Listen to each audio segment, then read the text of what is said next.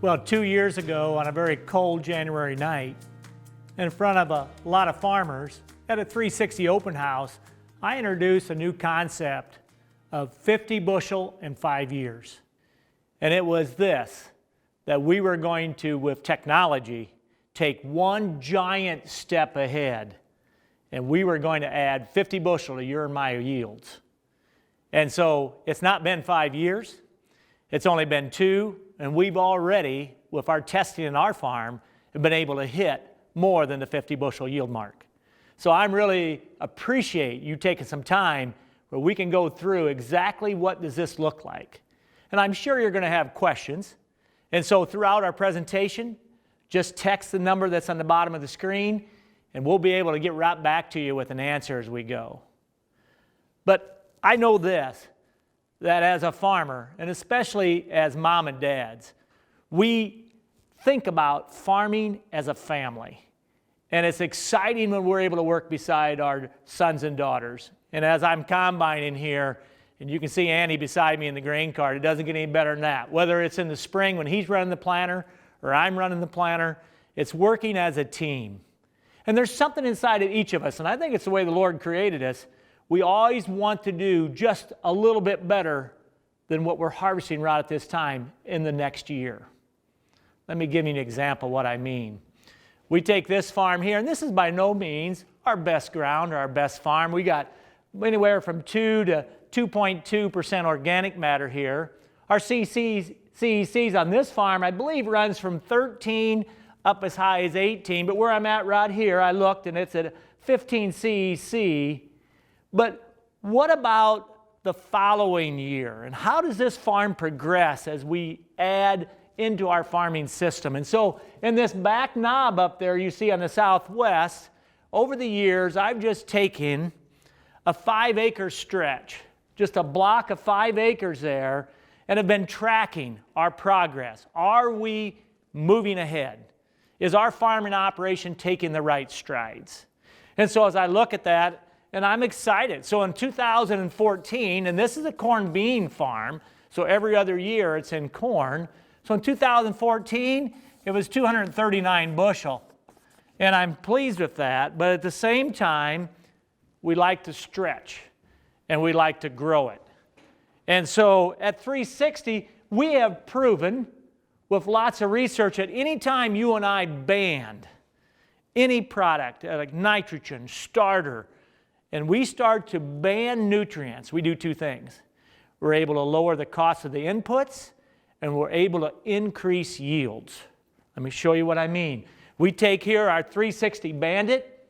On the planter pass, we're able to add nitrogen on each side of the row. At the same time, you can see our new 360 Wave attachment here that's doing a much better job of closing from the bottom up. And it's adding starter right beside the seed. And with the 360 Dash that we're introducing to you this year, we're able to put down a dash of starter right beside the seed. Add that to what we've been able to do with 360 Y-Drop, and it's all about putting on the right amount of nitrogen at the right place at the right time. What you see here is we're into the growing crop, and we're finishing the race. And so it's exciting as over the years, as we develop this technology and we're putting it on our planter, we've been able to take some pretty good strides ahead. So we come back in here from 2014, back into corn the next time, we've been able to raise the bar considerably. So in 2016, we're now up to 271 bushel on this farm. And it makes me almost, when I'm harvesting that, a little bit of a tight stomach thinking, how are we going to continue to keep moving up? I know what the soil's capabilities are in this farm, and there's some pretty light clays. But at the same time, as we continue to advance our planter, the right hybrids at the right population, and I start to see where we were able to take it, we were fortunate. And with the good Lord's help, we were able to take one more step ahead, and we were to 275. Yeah, so we did what? We added 4 bushel. And I'll take that. And I had the same thought in 18 when I'm harvesting. Next time in here in corn, I wonder how it's going to go. And I wonder if we're going to be able to keep it rolling. So that same 5-acre stretch in 2020, and we backed up due to things outside of my control. A really cool, wet start of the season.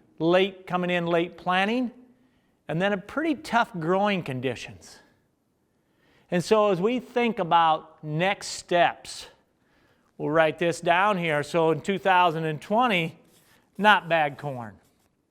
Anytime you and I can be over 220, we should be pleased. But at the same time, we had a 49 bushel hit here. And it's going a different way than Greg and Andy and Tim and our family would like to go. And we understand why. We understand that we don't control every control knob when it comes to weather. And really dry stretches can make quite a difference. But as I think about next steps, as 360, not just the farmer in me, but as an inventor, and as we think about next steps for each, you and I, to take in technology, I'm probably not where a lot of these companies are. And I appreciate and respect the energy and the dollars, millions of dollars, these companies have spent in design and hours of engineering time to get to that point.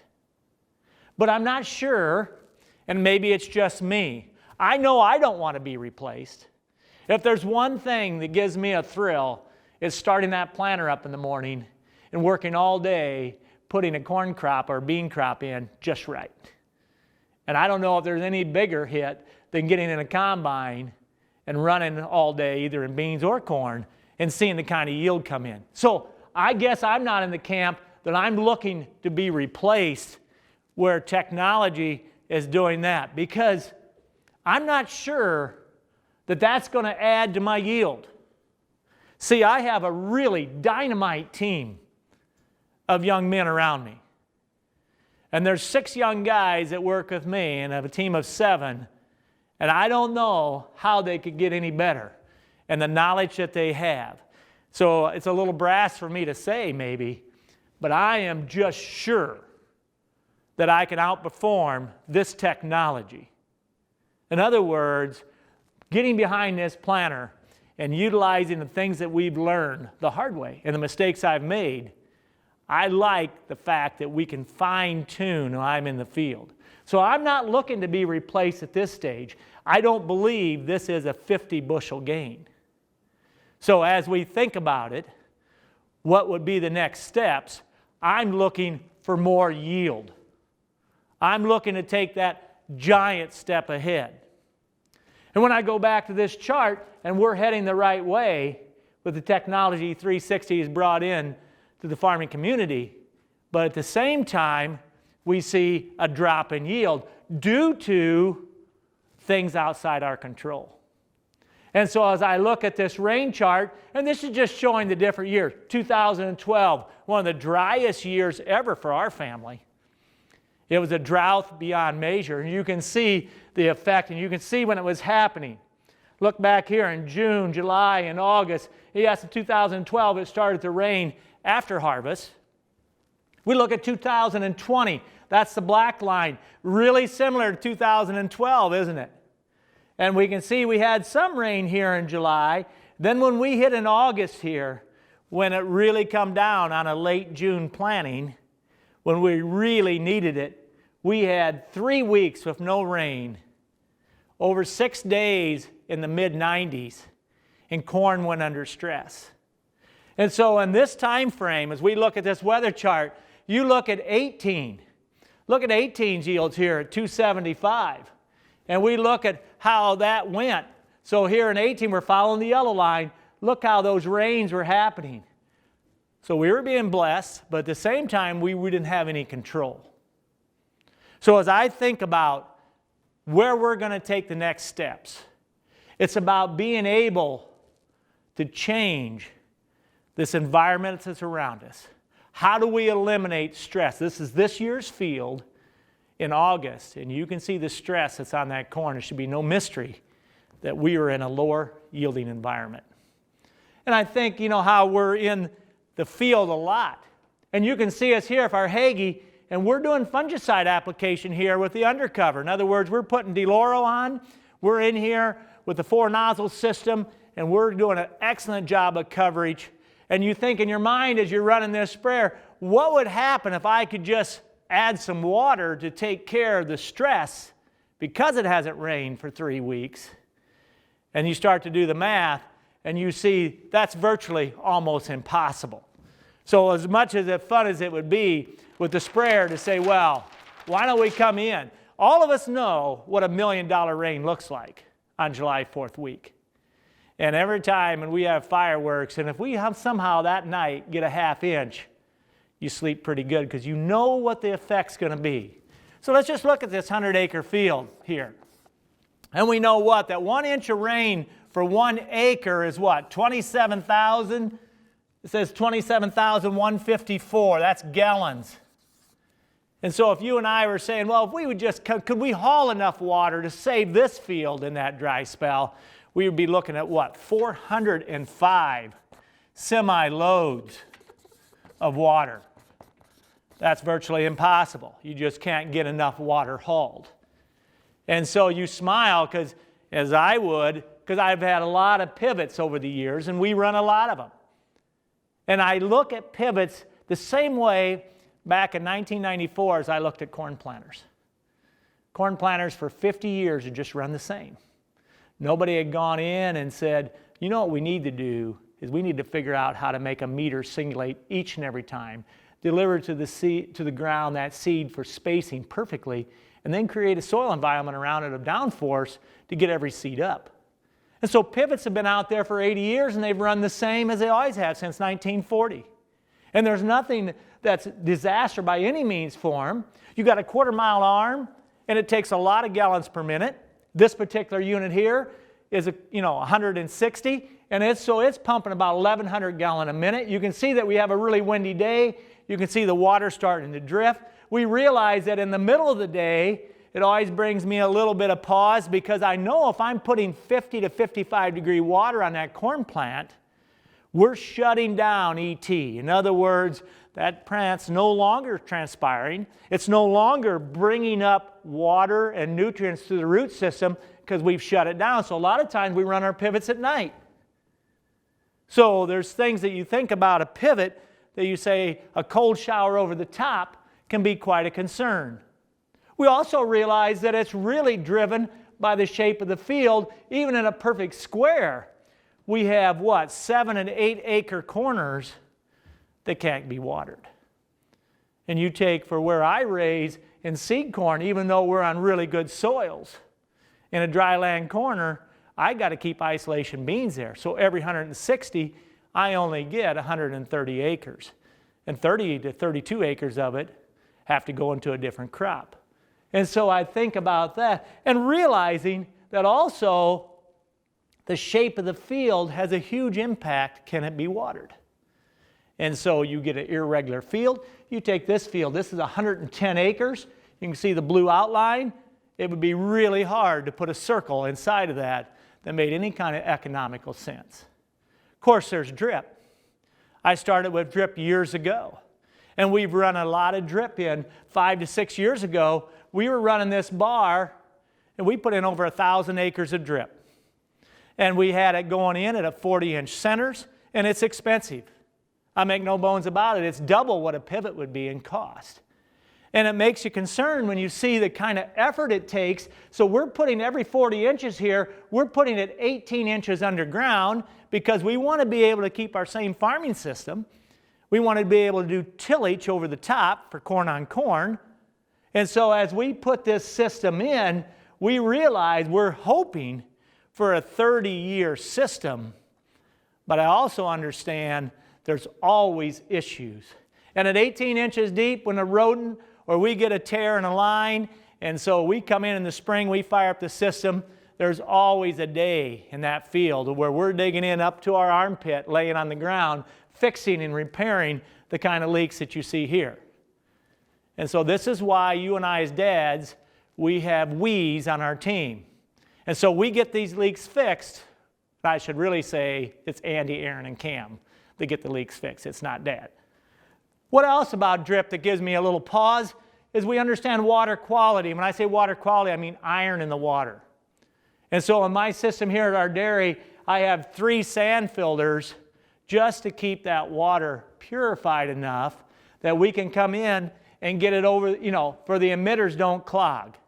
And we have to be very careful what we add to the water so we don't create any kind, always do a jar test, so we don't have an emitter all of a sudden getting clogged up and all of a sudden our system that's 18 inches underground is no longer viable.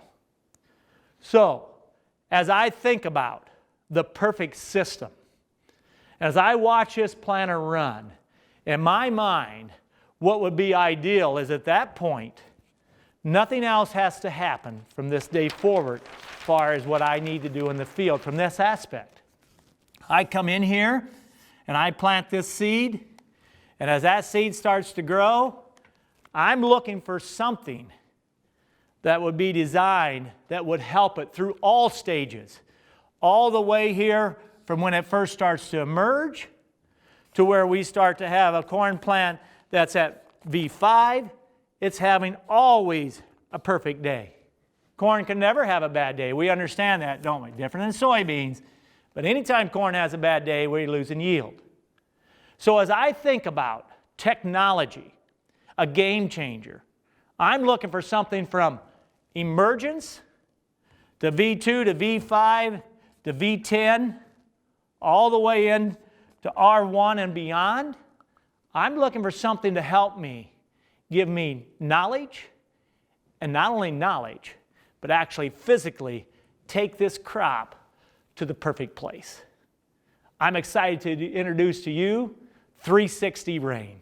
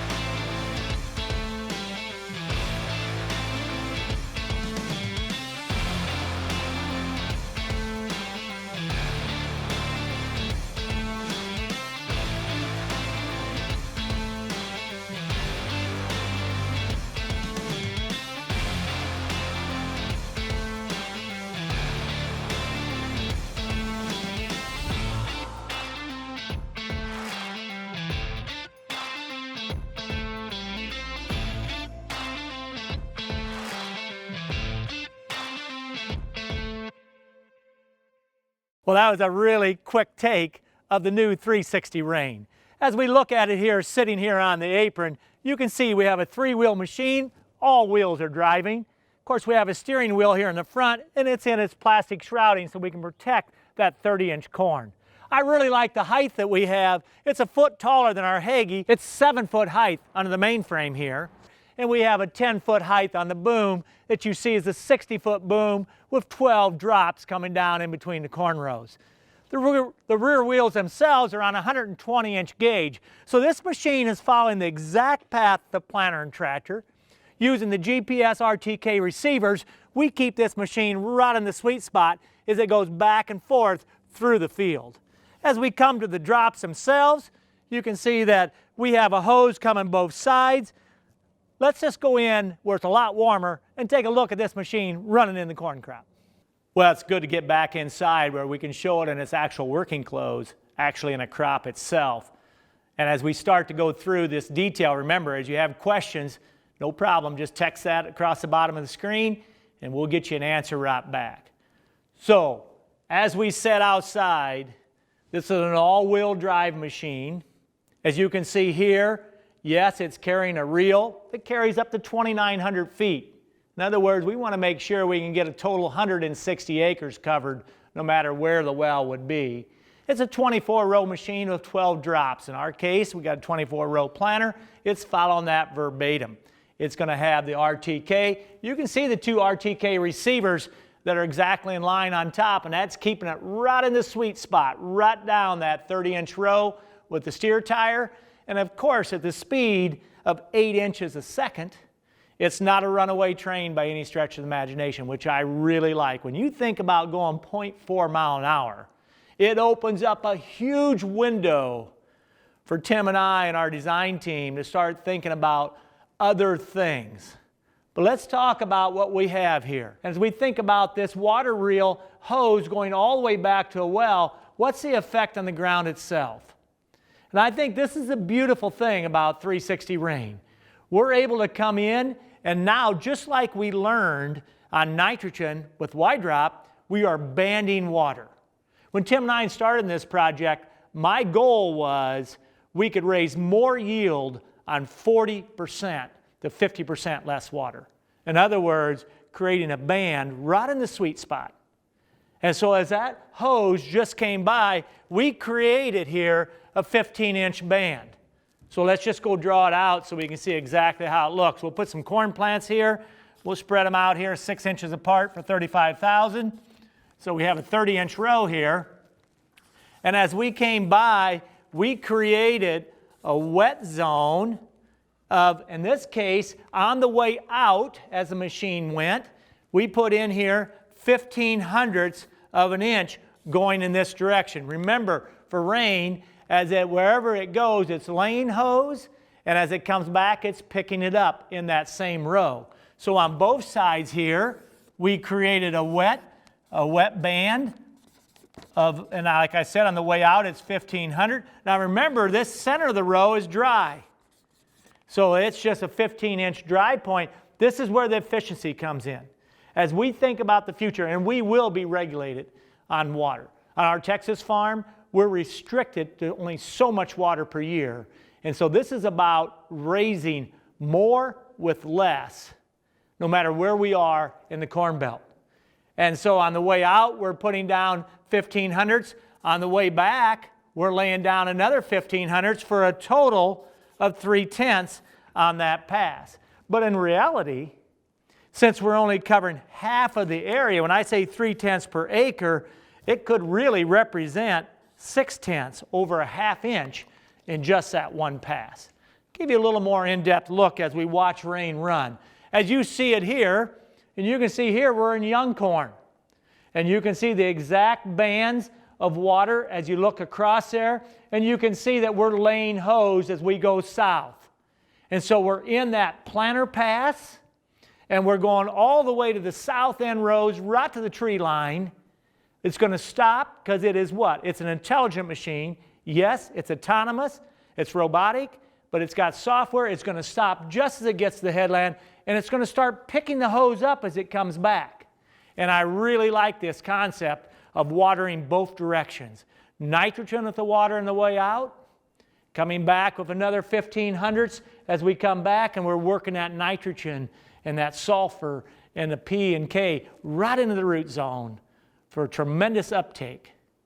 And so as we think about the 360 Rain system, it starts to get our wheels turning.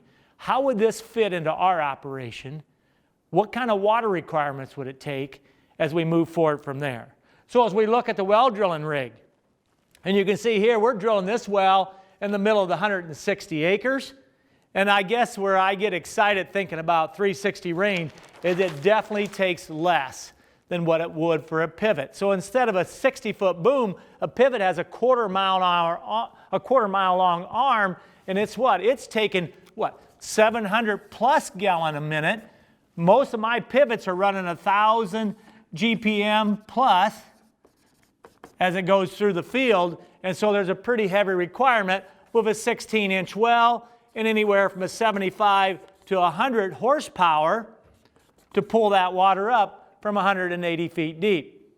Whereas we come in with the 360 Rain and all of a sudden the dollars become very, very attractive. We're only going to need an 8-inch well because we're asking for 215 gallon per minute max.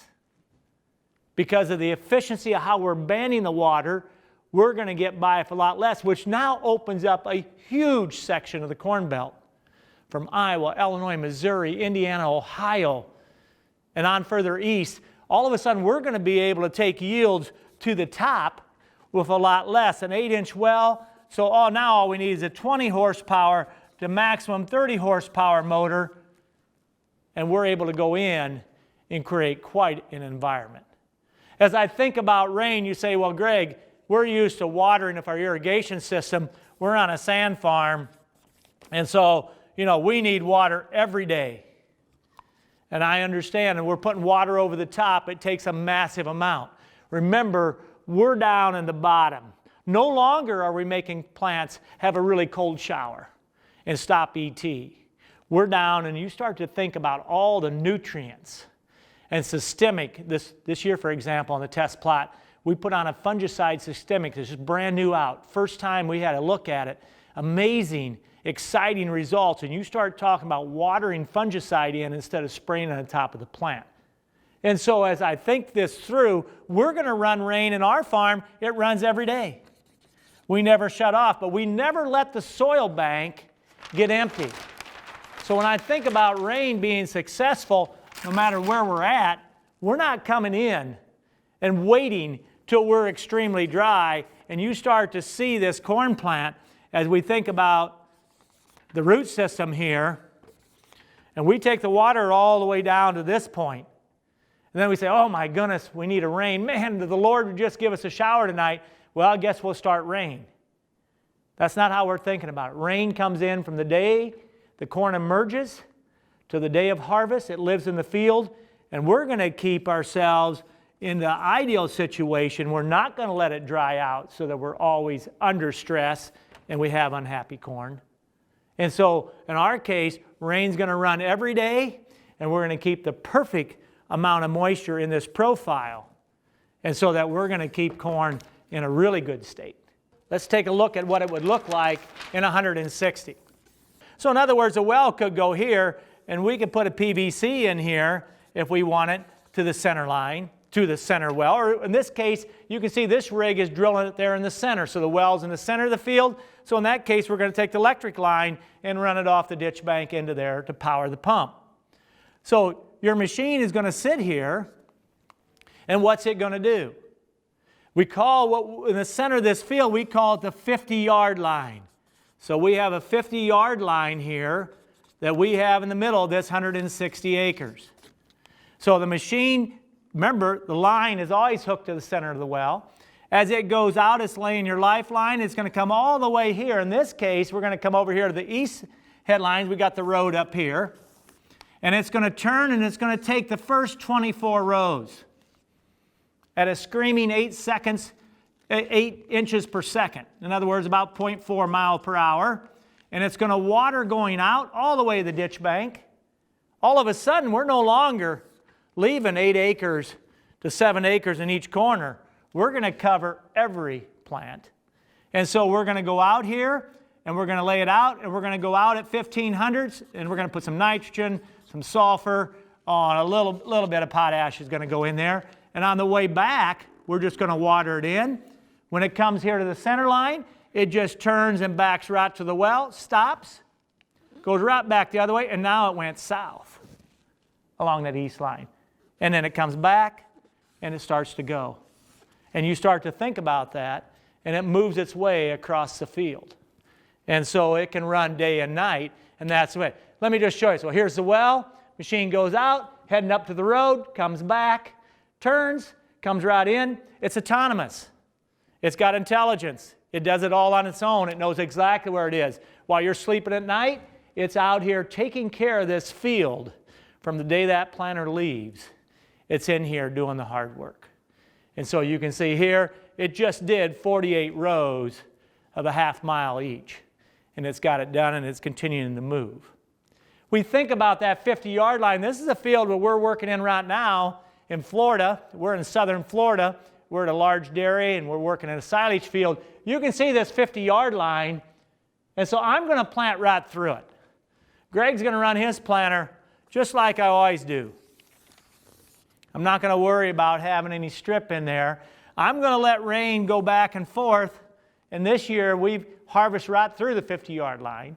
And there's still a lot of corn because being an autonomous machine on RTK, it follows the exact same. So there's about what? I'm going to say there's 12 to 16 feet of that looks pretty ratty, but it's not 60 feet. The booms, just like it is on Y-drop, those drops just work their way right through the corn, and as you turn in, it's just always on the same exact track, within an inch of where it goes. When we think about odd-shaped fields, is it any longer a stretch? This is my dad's farm, 90 acres here, there's Dad's house, and you can see here in this 90 acres, if the well was drilled here, or the hydrant, you can see the 50-yard line goes up, and it takes care of that top 45, and then the next slide you can see here, it's taking care of the bottom 45. And so it becomes very well managed in how it can cover just about any type of a shape that's out there. What about larger fields? This is one of our 320-acre seed fields. And we're going to be running 2 rain units here in 21, in season 21 there. And so our well is right over here, right up here. We run PVC out to 2 hydrants. We have a north hydrant and a south hydrant. There's 160 acres each there that the rain units are going to be running on. And so now those two will be working in tandem to cover all 320 acres of seed from fence row to fence row. And so I'm excited to start to introduce this to you, and I'm going to have Tim come up. My son Tim is in charge of our R&D system at 360. And of course, I don't know who better than him, as he's been an inventor in this. So Tim, why don't you take us down a little more in depth and show a little more of the meat and potatoes of this system for us. All right, sounds good. We want to just continue to dive in with this brand new concept and take a little bit more time to just keep peeling back the layers on how does rain work, and most importantly, what would it be like for you to put a rain system in your field? And if you think about how rain's going to work, we're going to have one machine that lives in that field over its full life and takes care of whatever crop you have being raised there. As an engineering team, I'm really proud of the group. They've done a great job. We've been thinking about the design of rain as a 30-year asset. We know we need a system to go in this field and last for a really long time with very low maintenance. So thinking about what your field might look like, let's go ahead and take an example here. And this is a field that we're setting up for next summer. It's going to be one of our test fields. And as you look at this field, it's actually the one Dad showed earlier as a good example of a field that would be hard to put a pivot on. If you compare it to what we're doing now with rain, you can see it's very possible. We're free to be able to catch all the edges of this field. And again, as Dad described earlier, in this particular case, we're putting the well next to the road. That makes it really easy for us to access what we would have set up there, which would be what? Our tank farm, carrying our different nutrients, whether it's nitrogen, P and K, micros, boron, whatever you might be wanting to apply in that crop. We've got that in this field set up along the ditch bank, so we're free to be able to load those tanks very easily. At the same time, you could certainly put the well at the center of the field like you might do today with a pivot. And we know there's a lot of pivots today that may have a tank next to them. That would also work. So as we run our PVC across underground, we're setting up a hydrant, and this position here is determined in the field as part of our design on your specific field for exactly where the machine needs to live as its home base and be able to have enough hose to reach all the different edges. So here's an example of what the hydrant might look like. As you see that here, we're going to set that up in this particular field along this edge, and now the red line you see is our 50-yard line. And it's not necessarily a straight 50-yard line because of the field shape itself. We make a few jogs through here, and that's no problem. We'll drive right down the planter pass here. We'll turn 90 degrees. This now becomes our 50-yard line for the north part of the field, working on both sides. And we can go all the way to the northeast corner. and then working our way back to the home base here at the hydrant. We'll now have a 50-yard line that comes down to the south side and work off both sides of that to get all the way over here to our southwest corner. So rain's going to be able to cover this field 100% from edge to edge. And we'll cover that then from the rain machine being hooked up to that hydrant. Here's what you see it running through the field. And of course the hose itself is the key feature on this machine, supplying the liquid that we need, whatever that might be, primarily water, but then with nutrients mixed in. The rain system itself is electric. And we've done that because it's a very reliable source of power, very cheap source of power. And we're going to have several different options for you as far as your power source. Primarily, machines are going to run on a wire. There may be some cases where it makes sense to run off of a generator. And the system's going to be able to run both on single phase or on three-phase service. So it's going to be very flexible in where we can put rain systems in the future and get the power that we need to run the system. So we think then about hose length. As Dad mentioned earlier, the machine can carry 2,900 feet. The hose length for your specific rain system is going to be based on the design of your field.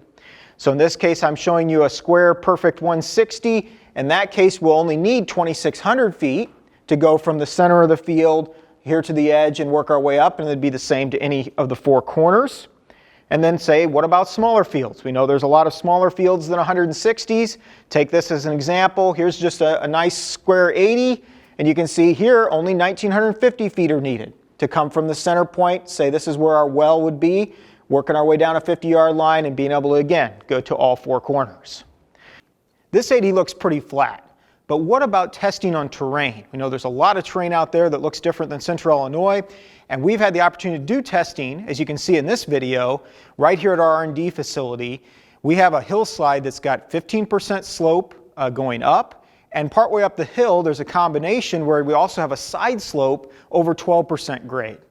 And taking the machine up and down really shows that we've thought about the design when it comes to handling terrain. The center of gravity in the machine is below the frame itself and shifted back towards the drive wheels so that we're able to handle challenging situations like you see here. The other thing that makes it difficult is this is actually the worst case scenario where we're carrying all the weight on the machine. We don't have any hose laid on the ground at all, and that hose is full of water, so we're carrying up to 13,000 pounds of payload in the middle of this test. I'm looking forward to next year as well, where our test fields have been set up. We have terraces that we're crossing in one field, and another field has similar slopes to what you see in this test. So again, the hose itself is the key to the design.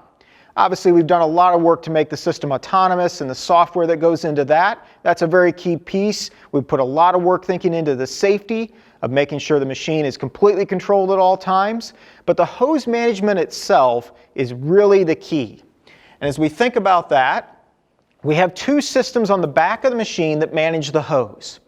It's actually the most challenging part of the design is managing the hose throughout the entire field and keeping it in the right place.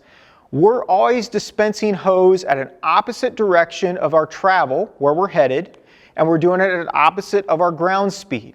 So if we're moving across the field at 8 inches a second, we're putting hose down in an opposite direction at 8 inches per second so it lands right there at the spot where we leave it and doesn't move. We're not pulling hose at any time.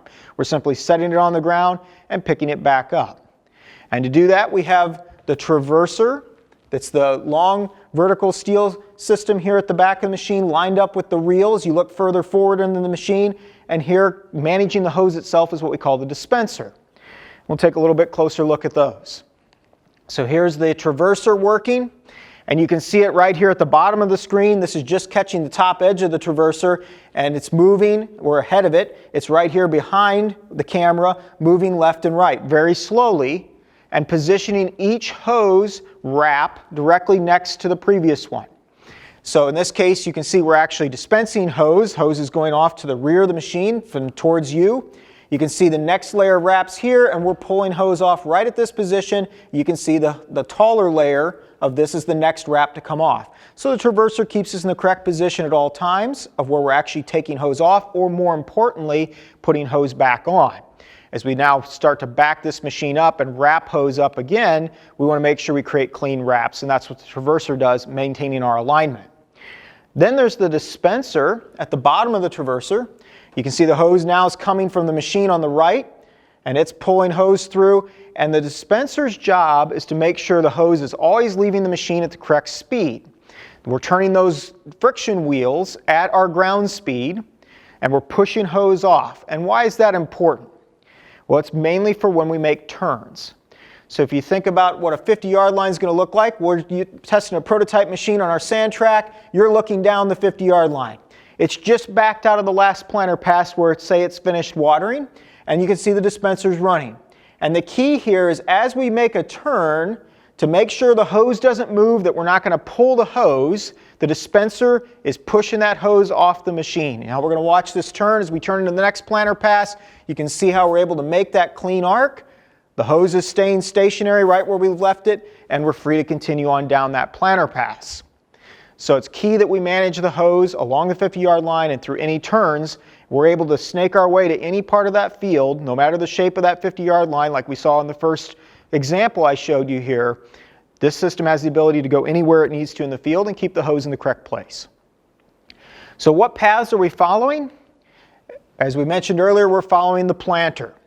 So our vision for the machine is its width is the same as your planter width as far as our boom, and we're driving right on the same tracks that the planter itself drove on.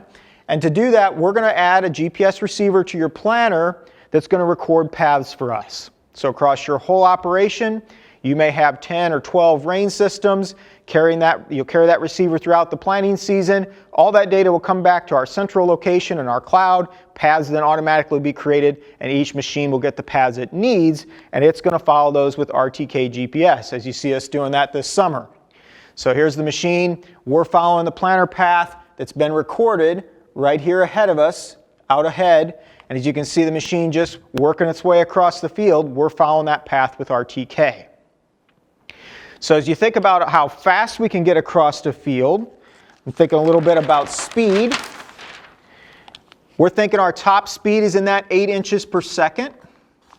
But we don't have to go that fast. We can go down as slow as, say, 2 inches per second. There's really a range of speed, and we use that range to adjust our rate.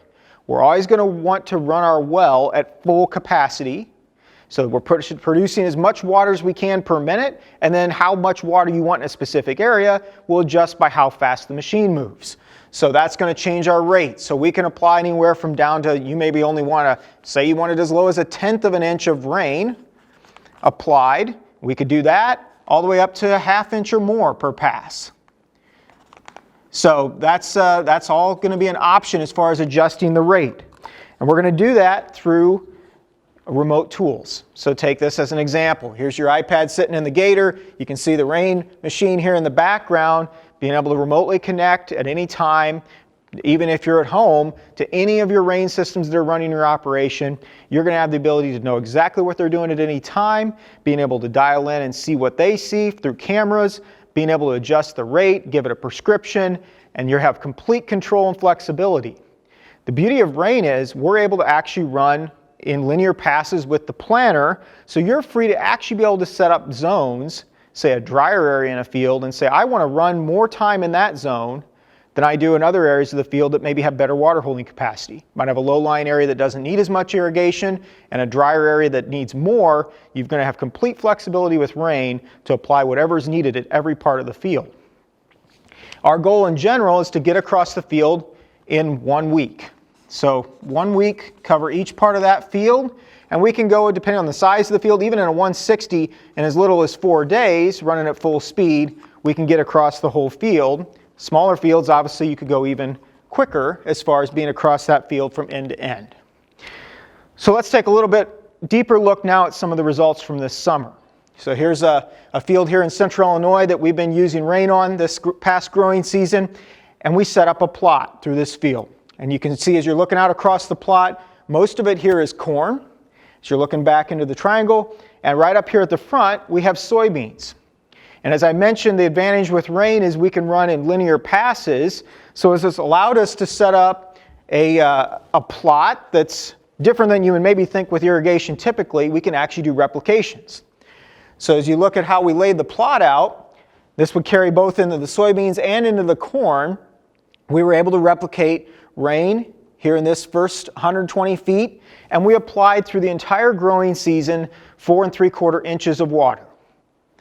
Okay, and then we're comparing that to our conventional passes, and it's 120 feet here that was just our farm's program, including Y-drop and nitrogen on the planter setup with all the technology. So that's our baseline that we're comparing against.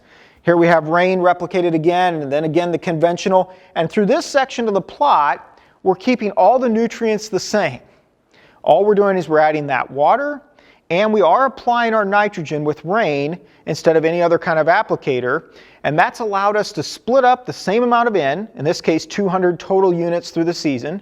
I think we had 80 go on with the planter, so 120 units of N got applied through rain, and we did that throughout the season. Smaller amounts applied more often, and each time applied with water. So keep that in mind as we look at the results. It's a combination of both the power of just bringing water to the plant and filling its need there, as well as bringing nitrogen and the ability obviously to bring other nutrients. In this case though, through the first part of the plot, we're just applying nitrogen through rain, and the rate is kept the same all the way across to here. Then for these two blocks, we wanted to spend a little time just exploring what happens if we bring a little bit more nitrogen. So we did 250 pounds total for a block through here. And then we kind of went crazy and said, well, let's just do something for fun. We did 400 pounds, and then we have our conventional program again. And even though this is fairly early still in the year, you can already start to see expression here of where the conventional is showing some brown stress areas starting to show up. And let's take a closer look at what that looks like as we get closer and closer to harvest. You can really see it started to turn pretty dramatic. And you maybe wouldn't notice this if you didn't have the rain system, but we've created a real sharp line right through here on this side where we have rain to that direction. We have the 120 feet of conventional here, and then it goes back to rain again for 120 feet, and you can really see the dramatic difference that expressed itself this season. And we see that show up in the plants themselves. You can see it in plant height. Look at the dramatic difference here of conventional plants that have, because of the stress they've been under, shortened their node length, set on a shorter size plant compared to the rain system that had the resources it's needed. Those plants have been pushing hard and they're a lot taller. What's more important is, what do the ears look like? What are we going to see here in yield? Well, it's no surprise we start to see that follow through here as well. So our conventional program, those aren't bad ears by any means, but when you compare them to rain here on the bottom, notice the difference primarily at this time in length. Significant difference in length. We also know that from here on, a lot of yield gets made up in kernel depth and kernel weight. And there's a huge difference that's also happening there. You don't see it as much in the picture. We did see as we cracked some of those ears in half, you started to see early signs at this stage. We're still in milk here, but as you really push to the end, it made a dramatic difference in our kernel size and our kernel weight. So let's take a look at some of the numbers themselves. Again, I've got the layout of the plot here. And what we did when we planted is for each planter pass, we have two hybrids, 8936, a Wyffels number, and 1197, the Pioneer hybrid. So the planter itself is split, and then for one 60-foot pass, we run at 36K, and the other we ran at 48K. And we're pushing the populations to say, does that make a difference? Which ingredients in the yield equation can we turn the knobs on and see some response? So throughout the entire plot, we have replicated these two hybrids and these two populations. So to start with, let's look at the conventional program. And these are the yields. These are the actual yields coming out of the system and our conventional. And we see the Wyffels number pulls back somewhat as we increase the population from 205 to 201. Not a big surprise. We've got more drinking straws in the shake. We're pulling harder on our resources by developing more plants, and it's not increasing our yield. Same way with 1197, maybe even a little bit more. We go from 198 down to 192. So just simply adding more plants, in some cases you probably have tried this yourself, it's not automatically a yield increase because we're limited by our resources. What do we have to be able to develop that crop? So now let's add the yield in from the rain passes. And again, these numbers are just comparing adding 4 3/4 inches of water and the same amount of nutrients all the way across, in this case just taking the nitrogen and dividing it up more over more applications, and we see a tremendous response. So now our Wyffels number at 36K, we see a 73 bushel increase. At the 48K, we see 59 bushel increase. And what we've learned is this Wyffels hybrid actually prefers lower population. But what made the biggest difference? Water by far made the largest difference in this case, and really the combination of that water and nitrogen being applied together. And then the Pioneer hybrid, we saw it step back 6 bushel when we increased the population. Here we actually are able, because we're actually managing that plant's needs, we see a slight gain, couple bushel advantage from 258 to 260, and keeping in mind the overall gain of 60 and 68 bushels in those scenarios. So if we average those together and we say what's the total summary, 199 for the conventional, 264 for the rain system, a 65 bushel gain. So goal being to say, can we add 50 bushel to our system? In this growing season, it was 65. We actually exceeded our goal. We're super excited about that. And that's, again, with the nutrients the same. Now, as I told you in the plot, we did some higher nitrogen levels. And what we saw this particular year is adding nitrogen alone really didn't change the number that much. Our yields were very similar to the yields you're seeing here for the rain system. So what we know is rain itself, being able to bring water as a critical ingredient to our yield and bring in nitrogen and other nutrients with it, that's what's making the major difference for us.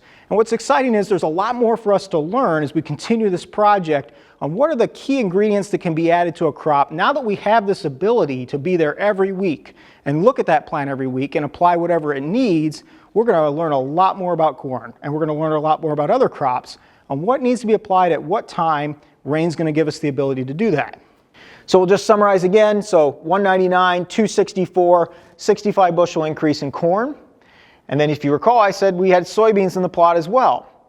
And as we've shown rain to some folks throughout this season under NDA, taking a look at it, and one of the responses has been, well, would I really want to run rain on soybeans if I have a rotation? Do we think it would pay? Well, the answer is it definitely would. Let's look at the yield results from this area. You see rain running through our soybean plot here, and the results have been pretty incredible. 64.3 on our conventional. You can see us harvesting through the plot right here. Rain was 78.8 for a gain of 14.5. And as we've done plots with beans over the years, I can tell you, you probably experienced the same. Sometimes it's a real challenge to get any kind of response. You start to change how you handle beans. They don't seem to respond well to management, but they do respond to water. And we see that in this case. 14.5 bushel is a huge increase, of course, in our bean yields. So let's take that math a little further, though. Let's think about return on investment. So we know that the yield data we have from our plots is just 1 year. And it's going to vary by field and it's going to vary by growing season. But let's dig in and use those numbers to try to say, what would the return look like? And when we think about our goal for the project as an engineering team, we've wanted to get it to where it's a 5 to 6 year payback on the complete system. We'd like to see the rain machine itself be in that 100K or sub 100K. And we know that there's going to be a well and infrastructure in addition to that. We've taken all that into account when we've done the calculations. So using corn, we're using our 65 bushel we saw. $4 is our price, about where we're at right now. That's $260 added per acre. So you calculate that out on a 160 acre field, that'd be a 3.8 year payback for the entire rain system. We think that's pretty incredible. Keep in mind, when you think about a 30-year life on a rain system, you only need 3.8 years, or say 4 growing seasons out of those 30 to see the same results we did this year to get a complete payback on rain. Every other year after that, and mixed into those 30 years, is pure profit into your operation, any gain that we get from there. Let's look at soybeans, 14.5 bushel increase, $12 is our price, $174 per acre increased, and you run that math, that's 5.7 year payback. So if you're in a rotation, corn-soybean rotation, that's going to average out to 4.75 years. So say about right where our goal has been of 5 growing seasons to pay back the system. Like we said, we know the results are going to vary from field to field, region to region, growing season to growing season. But what we know is water pays, and more intense management and more control over the key inputs into yield really pays back. And we're seeing that in our data. So now we want to spend a little bit more time thinking about what else did we learn this summer. We had some growers come in, gave us some great feedback. So we're going to have Dad come up and talk a little bit about some of the things we learned by working with customers here this summer. Thanks, Tim. Really appreciate all the good detail, and I'm really excited about the results. Like Tim said, it was time in our second year of really being in the field, in depth with 360 Rain, to bring in some more good eyes and some really good critical thinking. How does this actually work? So we invited 31 of the top growers in the nation, multiple states. We brought them in 3 different groups, and we went and we spent all day in the field with Rain, watching it run on corn and soybeans, and discussing all the merits. Is it for real? And I'll tell you, the excitement was over the top. Can't wait to show you some of the results. So we'll just go right to what they had to say.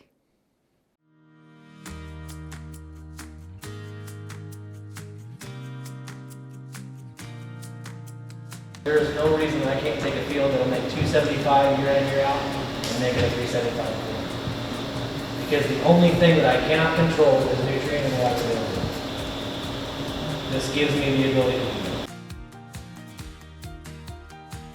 In my mind, once that planter leaves that field, that's finishing the whole crop. That's it. I mean, your whole Y-drop program, fungicide program, all your timing is met with that. Yeah, when we talk about spoon feeding a crop, I mean, this is a direction that seems like would be a great way to head. And then how many additional components can we put on there that save us other trips to the field, kind of like you guys have talked about, between scouting and tissue sampling and soil testing, or what else can be added that would make this basically the tool to have? You have an autonomous platform roaming through your field. You don't have an engine, you have a power cord.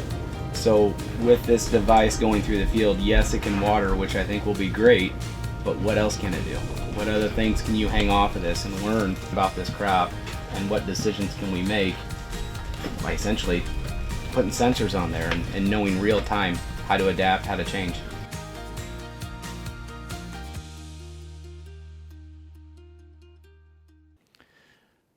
Well, I really appreciate Jason asking, what else can we put on this machine?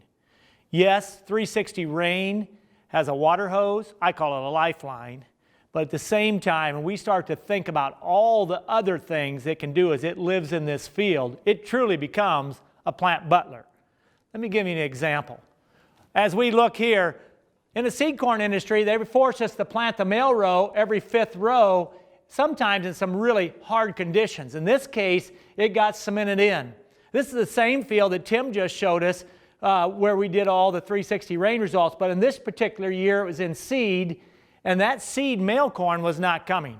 In the seed business, if you don't have a pollinator, you're dead in the water. So we came in with this John Deere sprayer, and I put on 1/4 inch by tying the Y-drop hoses together, and I created that 1/4 inch just in a small strip, and it was amazing the kind of emergence and how deep that moisture went, and we were able to get that corn up and out of the ground, and it actually saved that 55 acres that particular year. So when I think about 360 Rain, and I see here what, 1/1500ths of an inch looks like over the top of that planet row when we're in a crested state, when you and I are sitting there, do we bring out the hoe out of the shed that hasn't moved for 5 years, or do we not? Do we hope the good Lord gives us a rain and softens it? In this case, if rain's already in the field, get on your iPad and push go, and we start to soften this, and all of a sudden we have a beautiful, even emergence where every plant come up within 12 hours of each other. And those are things that we're looking at. What else? So I think about managing late emergers. And maybe this gets a little bit on the fringe edge, but I think about the perfect population. And we know that there's times that some seeds emerge late, and when they get 2 collars behind in height, they basically are just a weed. And they're out there robbing moisture and nitrogen, P and K, and all the micronutrients, and they're taking sunlight. And so as I think about a machine that's moving at 8 inches a second, and with the camera technology that we've been able to put on here as we're watching, and I'm starting to look at every plant, all of a sudden in that 160 acres, I know every plant, what size it is, whether I like him or I don't like him, and to me, it wouldn't be that far out of the playing field if we were able just to snip him out. If you're not going to produce, you're going to be gone, and we're going to take you to the side. It's all about getting the right ear count and understanding exactly where it's going to go. How about weed control? In the 31 farmers I brought in, I intentionally brought in some of the top organic growers in the United States. Some of these guys are raising over 3,000 acres organic. You got to remember, just double it, and that's what that farm looks like in any given day of all the labor required. And I envision 360 stepping into a different paradigm when we talk about weed control and weed management. Obviously, where I've taken my Hagie here and I'm doing pre-planting, I'm coming in and putting down a herbicide. If rain lived in this particular field, here's 90 acres, and if rain lived there, it could have that pre-emergence herbicide down long before the planter come, or we think, oh, any kind of a, preventive herbicide going down, it's going to have that capability because obviously we got water. And once we got water on that boom, it's nothing to put a stainless steel canister of an active ingredient, no matter what the product would be in it. And all of a sudden we have one of the best sprayers possible. What about when we're talking about non-GMO soybeans, where we got to go in and do a lot of hand weeding to keep that? And this comes in where the organic guys are. What about an LP tank on there for flamers? So all of a sudden, with this type of a robotic tool in the field, there's a lot of things that start to come into play to manage throughout the whole growing season. And we're going to be able to come in and eliminate some of the things that give you and I quite a bit of heartburn. When it comes to nutrient management, I don't think there's anything that can touch what 360 Rain can do. It's got the ability to come in and put on nitrogen, N, P, and K, micronutrients, sugars, everything that we think about that's going to take in any kind of prescription you want to put in. This is a 55-acre silage field in Florida that we're working on, and you can see the nitrogen rec here for this silage field. And so the darker areas are much more required nitrogen, a little less, and then quite a bit less as you look at that map. It's simply a matter of controlling as the speed of the machine as we go through the corn row on that planter pass. Of course, using these kind of nitrogen pumps, we now have multiple ingredients that we can put in at the same time. This is where the field that Tim was talking about, so we had all kinds of extra stuff mixed up in the yellow tank there. And so this pump is this one's putting in 32% nitrogen into the water stream here. This one was adding in all kinds of the extras, boron and sulfur, and we had some P and K in there, and all the things that we thought could take it to the next level, we're able to put in the water stream itself. But when I, as a livestock guy, and I think about this hog farm, and I think about what's underneath this slat, I get really excited thinking, how do we manage manure application?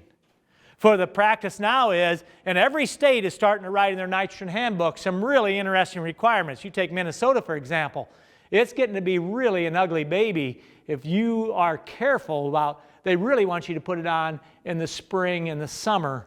They're really concerned about any type of snow, application or frozen ground. And we know what these machines are doing to our soil compaction and that type of thing.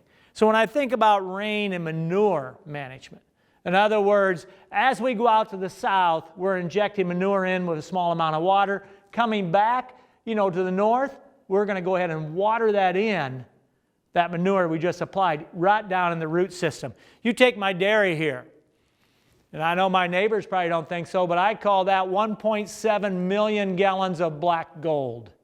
And you can see here we're agitating, we're getting ready to spread. So instead of going out to a dragline applicator, why not going out right to my water hydrant? And if a manifold system there, I now start putting manure at the right rate every pass through in the summertime. I start to actually put on manure, and it starts to take one of the problems for livestock growers and making it into quite an advantage. And I think of the organic growers, this could be the answer that they're looking for. At that speed of the field, we can do a lot of field sensing. Like I said, there's cameras that we can put on the machine. We can start to look at the plants. And also, what about taking soil tests on the move in the different soil zones that we're at?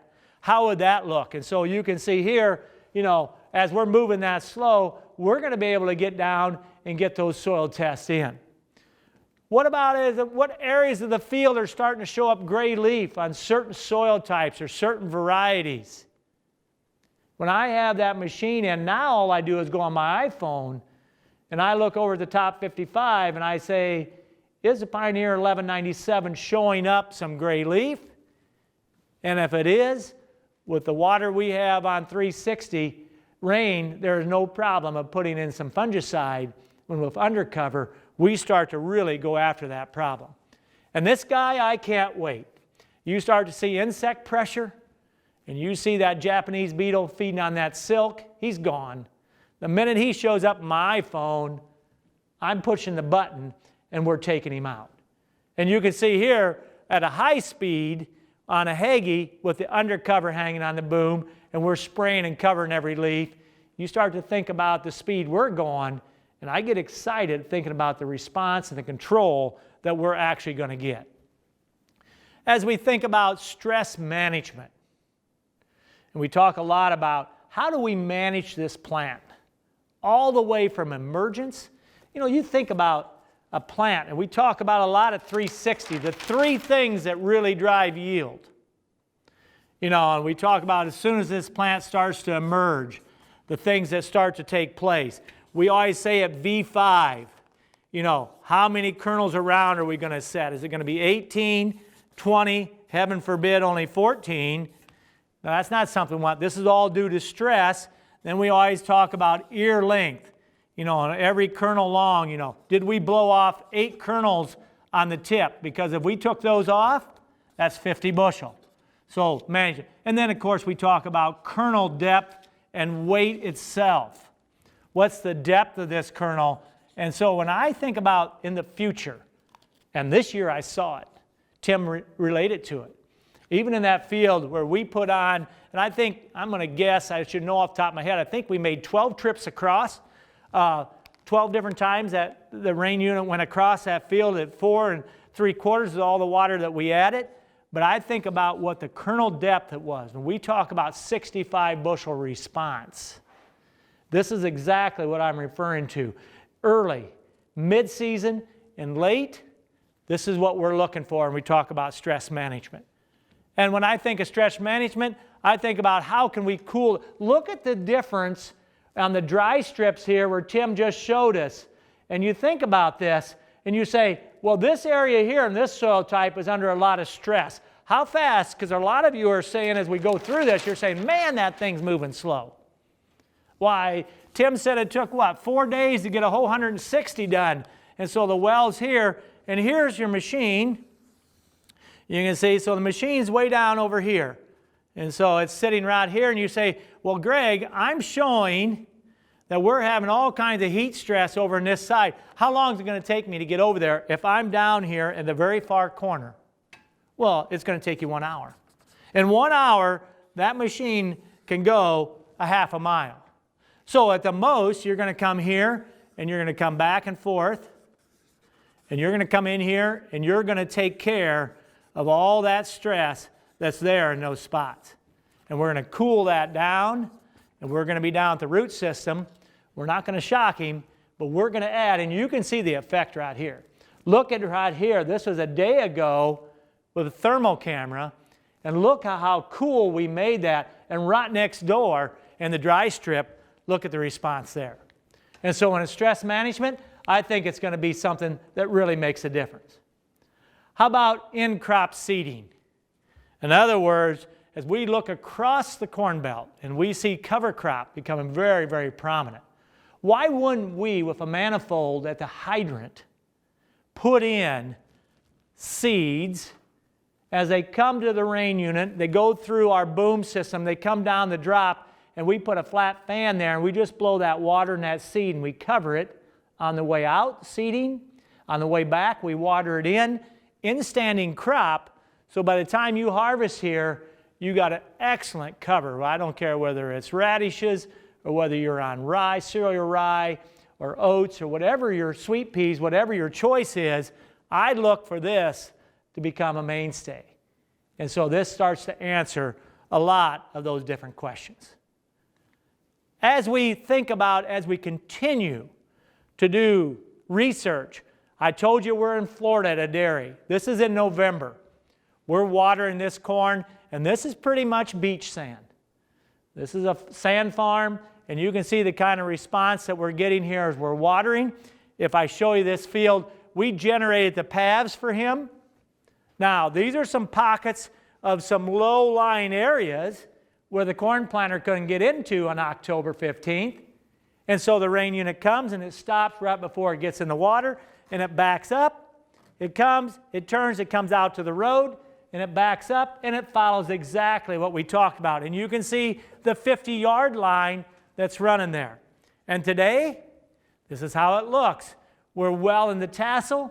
We're 2 weeks away from silage chopping as we sit today, and you can see the rain unit sitting in here working in creating a unique crop in January. And so as we think about the future, how does it look for 360 Rain? Well, for the last 2 years, we've been doing concept testing. So we got 2 years under our belt. We're going to get 2 growing seasons down in the Florida dairy. We're almost ready to chop. We're going to immediately replant, and we'll be chopping again come the end of May, June 1st.